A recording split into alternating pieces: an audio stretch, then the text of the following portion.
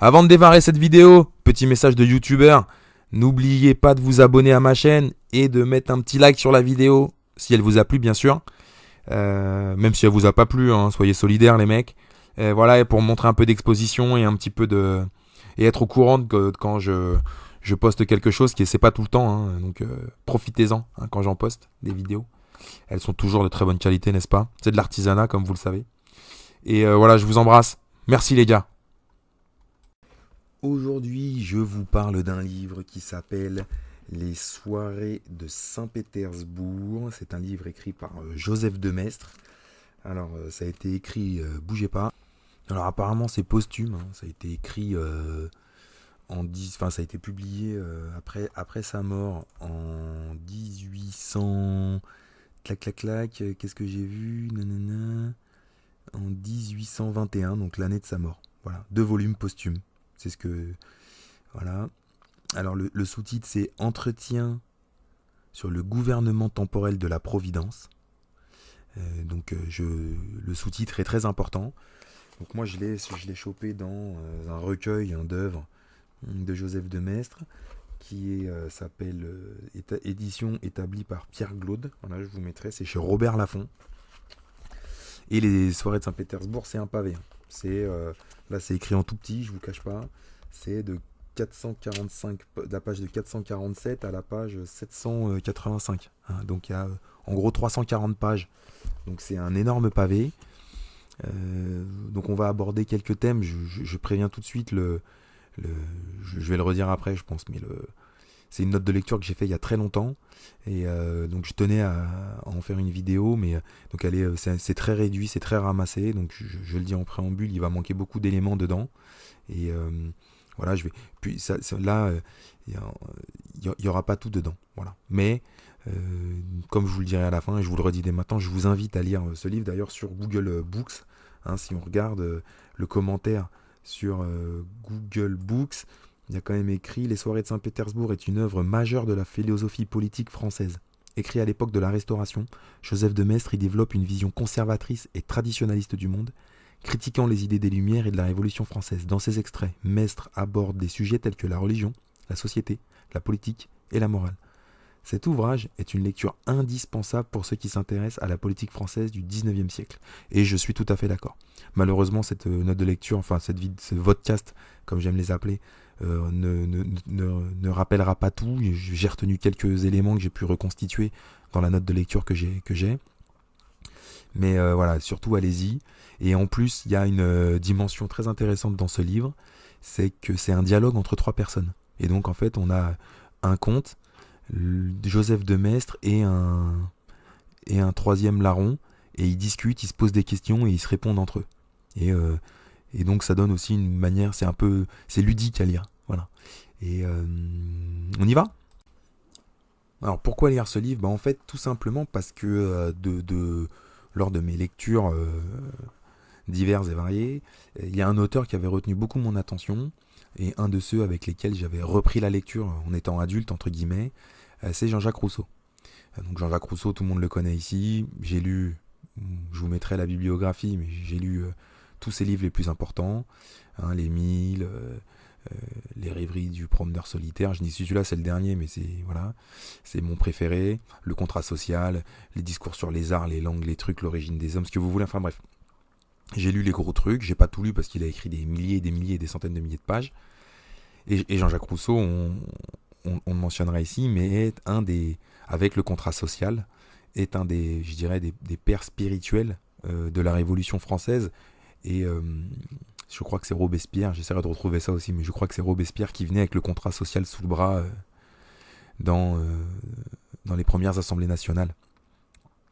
Et donc, évidemment, une fois que j'ai fait le tour de Rousseau, après on se dit, on va commencer à lire des critiques. Et en lisant un autre livre écrit par un catholique, un père, un prêtre, il a mentionné Joseph de Maistre en disant, voilà, Joseph de Maistre, en fait, est la réponse à Jean-Jacques Rousseau. Et c'est d'autant plus intéressant que lui aussi est savoyard, que lui aussi est protestant, si ma mémoire est bonne. Là, je dis ça, j'enregistre après, j'enregistre pas toutes les parties dans le bon ordre, donc voilà. Et Ah voilà, j'ai regardé, non, il est pas protestant, je leur dirai après parce que j'ai pas enregistré tout dans l'ordre, mais en fait, c'est parce qu'il devient franc-maçon par la suite. Voilà, donc c'était la critique du prêtre.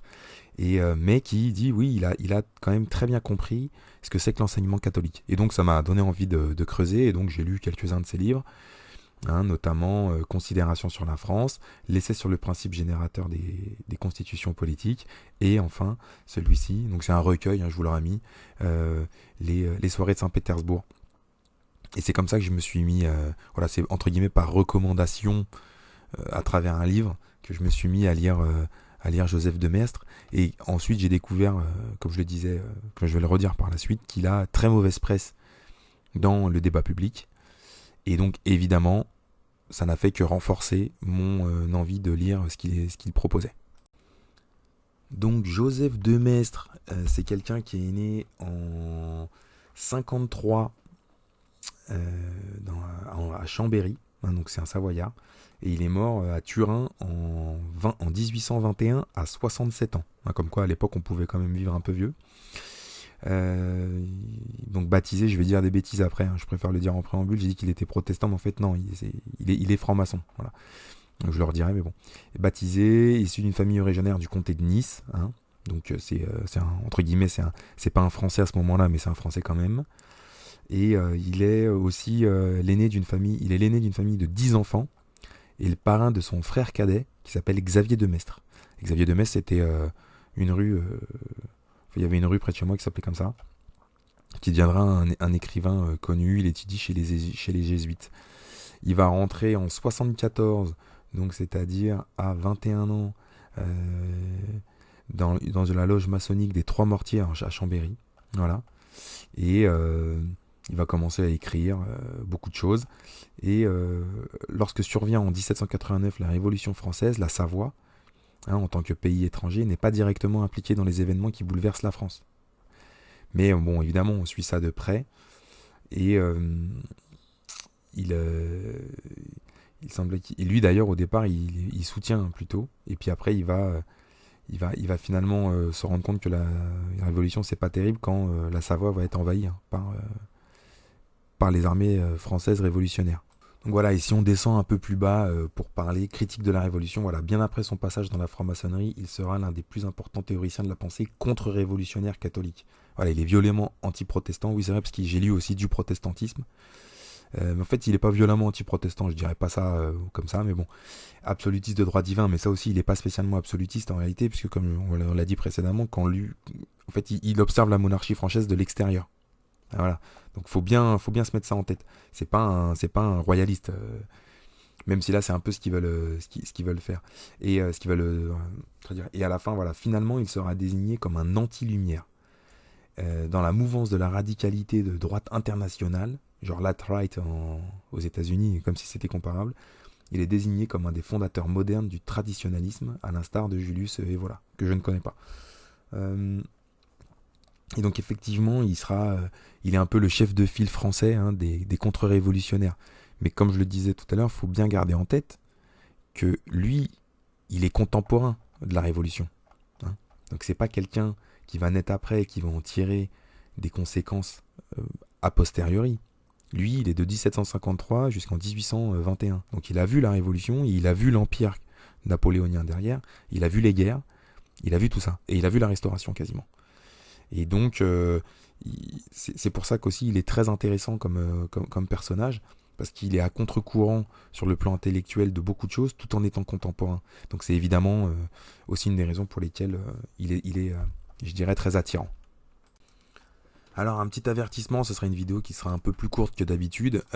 Dans les soirées de Saint-Pétersbourg, il y a beaucoup de choses qui sont développées. Là, je vous ai tenté de vous synthétiser les propos à travers les thèmes qui sont abordés au cours de ce livre. Voilà, j'ai pas tout mis dedans comme d'habitude.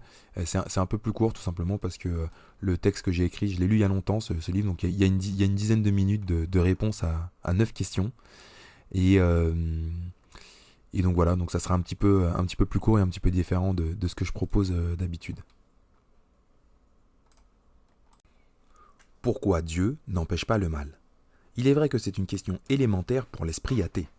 Il est aussi vrai que cette interrogation est légitime et est une source de non-croyance.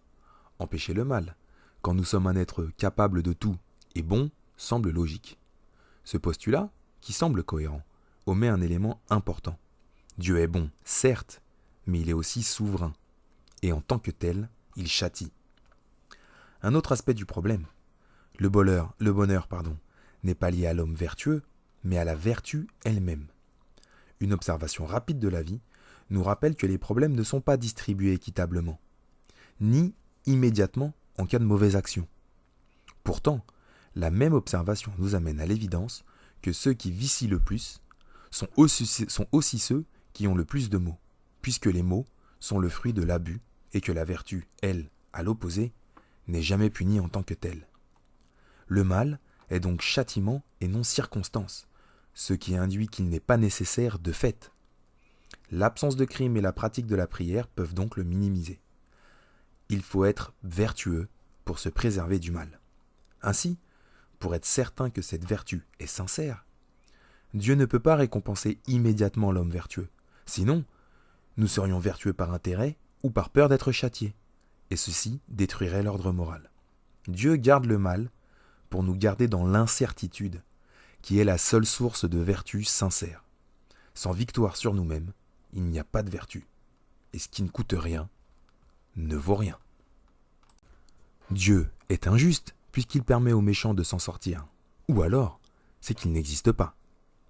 Cet angle d'attaque cherche à altérer la nature de Dieu en le considérant soit pas assez puissant pour empêcher le mal, soit en le rendant injuste. Et s'il n'est pas tout puissant ou tout juste, alors même c'est qu'il n'existe pas. Premièrement, Dieu n'est pas tout. Il existe, il est puissant, il est bon. Mais même lui ne peut pas modifier l'essence des choses de l'univers.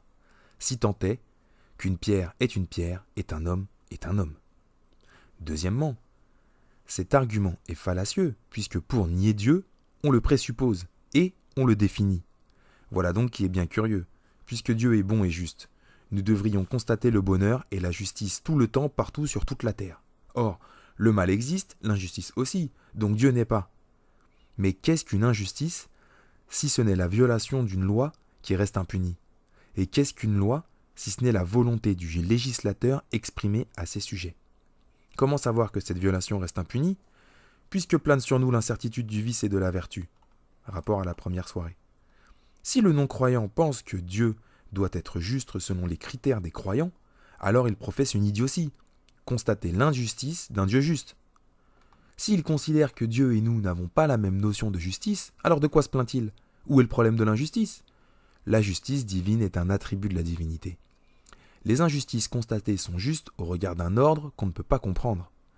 Exactement comme un chien face à l'échafaud voit le condamné mourir, voit le sang, en sent l'odeur, mais sans jamais pouvoir saisir la raison de l'exécution. Certes, mais les innocents, les enfants et les handicapés, ils souffrent bien sans raison. Tous les hommes souffrent et meurent parce qu'ils appartiennent à une masse qui doit souffrir et mourir. C'est une vérité qui vient du péché originel et qui est commune à tous les hommes.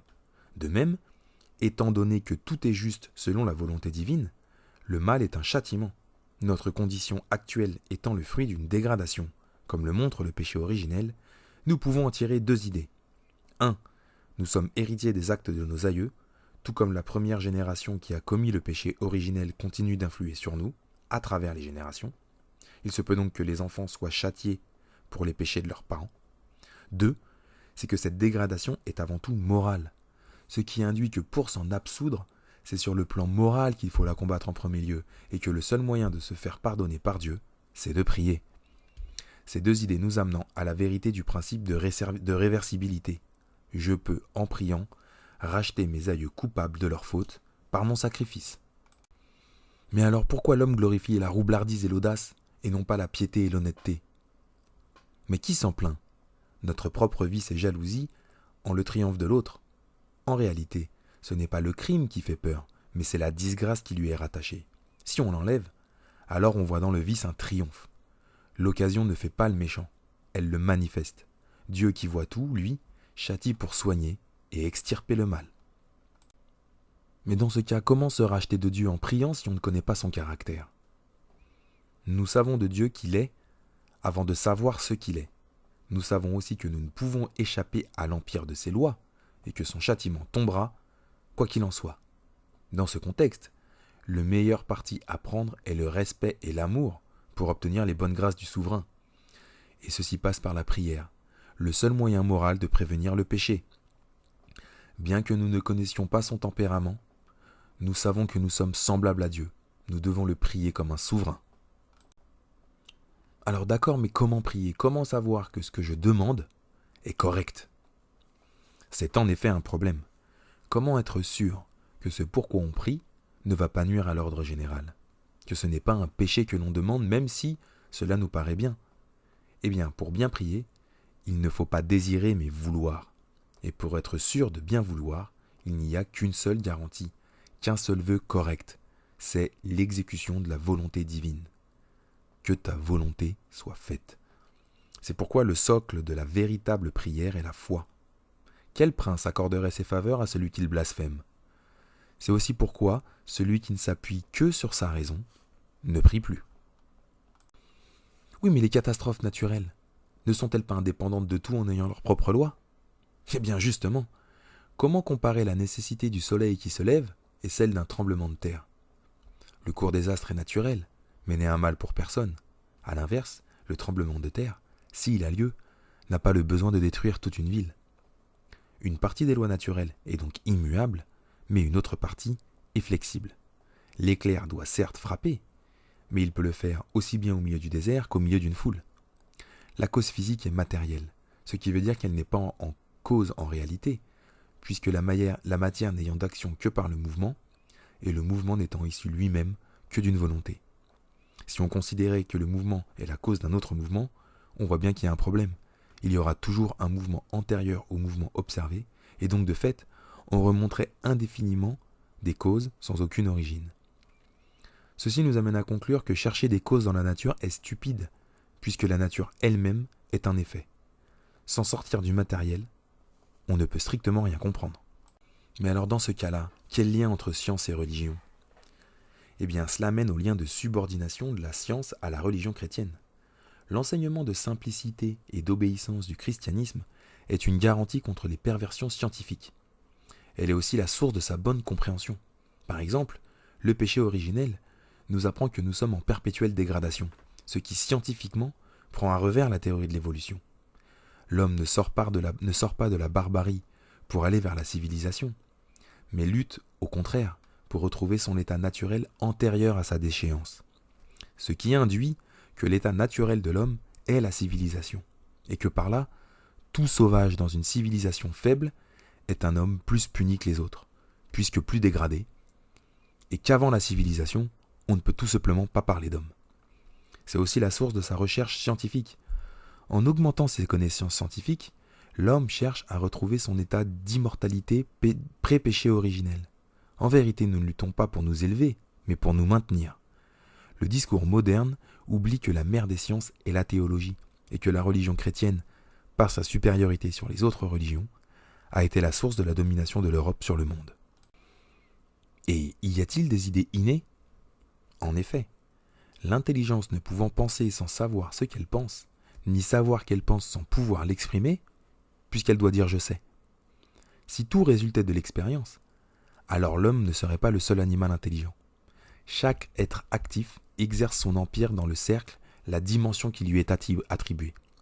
Le cheval peut bouger comme bon lui semble, mais il obéit naturellement à l'homme. Et l'homme, comme les animaux, est pressé par un ordre qui le dépasse, à la différence que lui sait qu'il ne sait pas, étant capable de généraliser, ce qui est une de ses spécificités par rapport aux autres animaux. Si on doit faire un commentaire sur les thèmes que je viens d'exposer, je vais revenir dessus un petit peu à droite à gauche comme ça, mais le premier, je pense qui est le commentaire le plus intéressant, c'est, je l'ai mentionné précédemment, mais c'est l'enseignement catholique et la philosophie qui va avec cette spiritualité. On présente souvent les religions comme des croyances qui donnent des fois des convictions, entre guillemets, mais pour certaines, ça s'arrête peut-être là. En ce qui concerne le catholicisme, pas du tout. Il y a toute une façon de voir le monde et une façon de voir la vie qui découle de la spiritualité catholique. Et cette façon de voir le monde et cette façon de voir la vie est aujourd'hui régulièrement attaquée, tournée en ridicule, mais surtout étouffée. C'est-à-dire qu'on ne laisse jamais répondre les gens. Les catholiques, ils n'ont pas le droit d'exposer leur vision catholique du monde et d'expliquer comment ils perçoivent les choses en tant que catholiques. C'est soit interdit, et dans le sens quand je dis interdit, c'est-à-dire qu'on est en gros, on n'est pas censuré en tant que tel, mais les catholiques, ils ont tout simplement pas voix au chapitre, on leur donne jamais le micro, et à chaque fois qu'on le fait, c'est à charge ou c'est pour les tourner en dérision, avec des mauvais arguments, et on les empêche, enfin on leur donne pas de droit de réponse, ou ils en ont pas vraiment en tout cas. Et donc les gens qui dans la sphère publique qui défendent, je dirais le catholicisme, c'est pour la plupart du temps entre guillemets des républicains conservateurs. Donc là je pense dans les médias, tous les mecs de droite, d'extrême droite, ils vous disent oui c'est notre tradition catholique machin, mais eux-mêmes ne défendent pas la vision, ne défendent pas la spiritualité, ne défendent pas la philosophie qui découle de cette spiritualité. Et à chaque fois que vous donnez la parole à des prêtres, même post-Vatican II, c'est des gens qui sont très puissants. Et donc ce livre est très bon parce que il remet ça, il expose ça très bien. Et ce qu'il montre dans ce livre, et c'est ça je pense que c'est la raison pour laquelle je vous enjoins vraiment à le lire, quelle que soit votre confession d'ailleurs et votre croyance, c'est que l'enseignement catholique, c'est pas béni oui. C'est pas le paradis pour tout le monde et tout le monde il est gentil et tout le monde il se fait des bisous. Je l'ai rappelé dans les parties précédentes, mais le péché originel, la notion de péché originel, cette dégradation perpétuelle enseigne deux choses qui sont très dures pour nous, les modernistes, c'est la solidarité générationnelle du péché et également la perpétuelle dégradation. Et donc, ces deux concepts-là sont très importants quand on veut essayer de comprendre ce qui se passe aussi aujourd'hui. Pour moi, c'est une grille de lecture qui est, on va pas creuser ici, mais c'est une grille de lecture qui est extrêmement pertinente et qui permet aussi de montrer que le catholicisme est une sagesse antique. C'est vieux de plus de 2000 ans. C'est pas un truc de la semaine dernière. Et que là-dedans, quelle que soit la relation que vous ayez avec Jésus-Christ, entre guillemets, il y a beaucoup de sagesse là-dedans. Et d'ailleurs, parce qu'on le sait aussi, ça repose sur des choses qui étaient encore antérieures. Donc, il y a voilà, ce livre, il met vraiment en exergue cet aspect, la philosophie catholique, qui est, à mon sens, très puissant, et on va dérouler deux, trois choses derrière. Le second thème qui est lié au premier, c'est tout ce qui tourne autour de la prière dans ce bouquin. Et je l'ai exposé un petit peu là dans le résumé, enfin dans la présentation, dans le podcast, mais la notion de prière, la notion on va dire de dimension spirituelle et de son rapport avec le matériel, c'est quelque chose qui est très bien exposé dans le livre et qui est très pertinent. Et en fait, ce que Joseph de Maistre arrive à soutenir à travers ce bouquin, c'est que le monde de l'esprit, il existe et il n'est pas sans rapport avec la matière. Et ça commence par la prière, ça commence par se soumettre au Créateur, entre guillemets, à notre Père à tous, qui est Dieu, mais pas forcément, encore une fois, le Dieu créateur, le Père. C'est pas forcément Jésus-Christ, même si chez les catholiques c'est trinitaire, on le sait, mais la partie, le Père, le Créateur, elle est commune à toutes les religions, je pense, et même chez les maçons, par exemple. Donc, ce que je veux dire par là, c'est que cette dimension spirituelle qui est liée au matériel, elle est très bien défendue, et la prière, elle est très bien défendue. Et donc, c'est vrai que ça donne envie de prier, faut se le dire. Ça nous emmène sur le troisième commentaire, qui est l'aspect spirituel et sa relation avec la science. C'est très bien exposé dans le livre, et on a notamment une critique de l'évolution, lamarckienne plus que darwiniste, si j'ai bien suivi, mais une critique de l'évolution et du fait que l'homme descend du singe et que souvent on entend oui nos ancêtres et c'était Lucie il y a 3 millions d'années, machin, truc muche, et les grands singes ont évolué de machin, et en fait la défense, la vision catholique qui remet en place le fait que nous sommes en perpétuelle dégradation à cause du péché originel est à mon sens beaucoup plus cohérente que l'évolution qui nous est expliquée aujourd'hui de manière soi-disant scientifique. Et on va rappeler qu'il manque je ne sais combien d'étapes dans l'échelle dans l'évolution, et que même malgré tout, en réalité, ce qui veut dire Joseph de Maistre là-dedans, c'est qu'il renie pas les filiations génétiques qui peuvent apparaître au fil de l'évolution des espèces. Ça, c'est pas ça qui est remis en cause. Ce qui est remis en cause, c'est la définition de l'homme. Et c'est ça qui est très intéressant. Et il le dit précisément, il dit l'homme, avant la civilisation, on ne peut pas parler d'homme. Il dit pas qu'il n'y a pas d'homme. Il dit qu'on ne peut pas en parler. Et là-dessus, c'est un argument qui est très fort et qui est définitif. C'est-à-dire qu'effectivement, si on ne parle pas, c'est ce qu'il dit aussi à la fin sur les idées innées par rapport au langage. Si on ne parle pas, si on n'a pas un langage structuré, on n'est pas un homme. La guerre du feu, c'est pas des hommes. Voilà. Et en gros, c'est ça. Et je le résume, mais en gros, c'est ça. Et c'est une idée qui est très puissante et qui est une grille de lecture qui est beaucoup plus pertinente que celle qu'on nous propose, qui s'appuie sur la science des gènes, entre guillemets, sur la science des génomes, mais qui s'appuie pas sur, on va dire, la sociologie, qui est pourtant la science humaine, par excellence. Si je peux aller par là. Et d'ailleurs, il y a une chose qui le montre très bien dans son propos, je l'ai mentionné dans le podcast, mais c'est la recherche de l'immortalité. Il écrit ça en 1820. Il dit on recherche tout le progrès technique, en fait, nous pousse à revenir à l'état d'avant où on était immortel, et on recherche l'immortalité. Et c'est drôle parce que aujourd'hui, les gens les plus riches, les Elon Musk, les Jeff Bezos, là il y avait encore un reportage sur France 2, je le mettrai en insert écran, mais j'ai failli le regarder il y a pas longtemps, mais c'est exactement ça, c'est les délires des milliardaires qui veulent l'immortalité. Et on s'enfonce techniquement et technologiquement dans ça. Et d'ailleurs, tout ce qu'on fait sur Internet va rester, autant qu'il y aura des serveurs en place, c'est l'immortalité. Là encore. Et c'est posthume, et c'est postérieur, et c'est tout ce que vous voulez. Et donc c'est là qu'on voit qu'en fait, il y a une grosse pertinence à ce niveau-là dans son propos. Et donc, la relation entre le spirituel et la science, à mon sens, doit être mis en place et doit être revu. Et là, je parle à ceux qui vont écouter ce podcast. Je parle pas.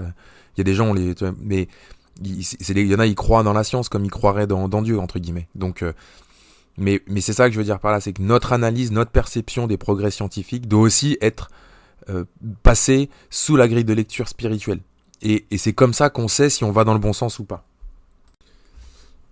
Un autre petit commentaire sur la mauvaise foi ou la mauvaise compréhension des athées. On vit aujourd'hui dans un monde déspiritualisé. Je pense pas pour la masse, mais on va dire pour les gens qui ont le micro et pour les gens qui nous gouvernent. Voilà, il y a une espèce de retournement ultra matérialiste qui s'est opéré depuis, je sais pas, 100 ans, 200 ans. Enfin bref, on va pas rentrer là-dedans. Mais tout ça pour dire qu'il y a beaucoup de gens, ils répondent à des questions au début. Pourquoi pourquoi il y a le mal sur Terre ? Pourquoi il y a des gens qui souffrent ?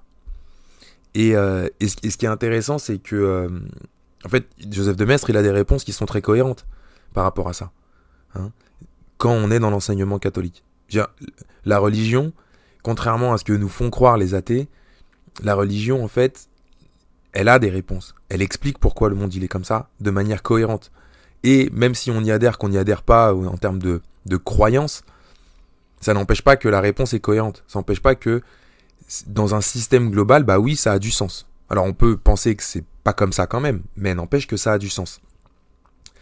Et c'est important parce que souvent, les athées, ils pensent qu'ils mettent en difficulté les catholiques en tout cas, en leur disant bah ouais, mais si Dieu il est juste et machin, si Dieu il nous aime, pourquoi il nous fait souffrir ?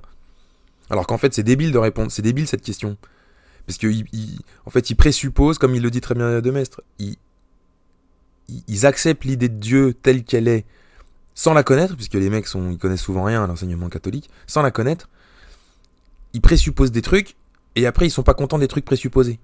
Alors que la réalité, on va en parler après, c'est que Dieu, non seulement il nous aime, mais il est aussi souverain. Voilà. Et donc ça répond très bien à l'athéisme, et en fait, quand on lit ce livre, Et là, je pense que ça correspond à tout le monde. Hein. Encore une fois, c'est quelles que soient les convictions, la foi qu'on puisse avoir, la réponse catholique, elle est cohérente. Et elle est valable d'ailleurs, elle dépasse le cadre du catholicisme, dans le sens où elle présente un système de pensée avec un Dieu créateur. Et là, encore une fois, il parle de Dieu en tant que créateur. Et c'est pas que Jésus-Christ. Donc voilà pour les athées.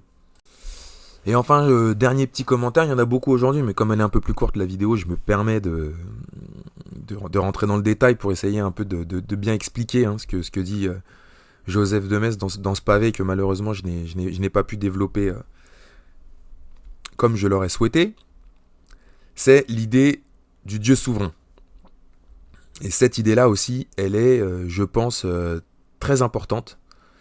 Tout simplement parce que ce qu'il explique très bien de Maistre, c'est que Dieu, c'est par la volonté qu'il fait toute chose. Et donc, son impact sur la matière, dans l'univers qu'il a créé, est faible. Et c'est comme ça qu'on peut le comprendre. Et si on veut faire une transposition qui est assez simple, c'est celle de l'environnement virtuel informatique, par exemple des jeux vidéo comme WoW ou comme ce genre de choses. Les mecs, ils ont créé le jeu. Une fois qu'ils sont dans le jeu, ils peuvent interagir sur le jeu par la volonté, avec le bonhomme, avec les trucs comme ça. Mais les règles du jeu, entre guillemets, elles ont été posées avant. Et c'est un peu comme ça qu'il explique la souveraineté de Dieu. Hein, donc ça, c'est l'aspect limité. Et l'autre idée, c'est que Dieu, en tant que souverain, il peut châtier. C'est-à-dire qu'il peut définir par sa volonté les maux et les bienfaits qu'on va recevoir. Mais il le fait d'un point de vue individuel, évidemment, mais par rapport à des règles générales. Et donc c'est ça qui est très intéressant, parce que ça nous remet en perspective beaucoup de choses, notamment sur la liberté individuelle, hein, et toute la consommation qui peut aller avec, tous les vices qui peuvent aller avec. Et on le voit dans notre société aujourd'hui, les œuvres d'art sont très orientées vers le vice. Hein, voilà, il n'y a que des polars et que des trucs. Enfin voilà, je vous passe les détails, mais ça paraît assez évident. Et tout ce penchant, en fait, nous rappelle que le vice entraîne le vice, et que le vice n'est pas la liberté individuelle. Ce sont deux choses qui sont séparées du point de vue divin. Et donc moi je trouve que ça nous permet aussi, ça nous donne de la force, voilà, pour essayer de résister à tous les penchants non vertueux que nous pouvons avoir dans notre cœur. Voilà, j'espère que ça vous a plu. On est le 5 septembre, il est environ midi. J'espère que vous avez profité agréablement de cette petite vidéo qui est plus courte que d'habitude, alors que je vous assure, enfin je l'ai dit au début, mais c'est un pavé, les Saint-Pétersbourg, mais bon, je l'avais lu il y a longtemps et j'avais fait une note de synthèse un peu ramassée, donc il n'y aura pas tout dedans. Ma recommandation, c'est lisez ce livre.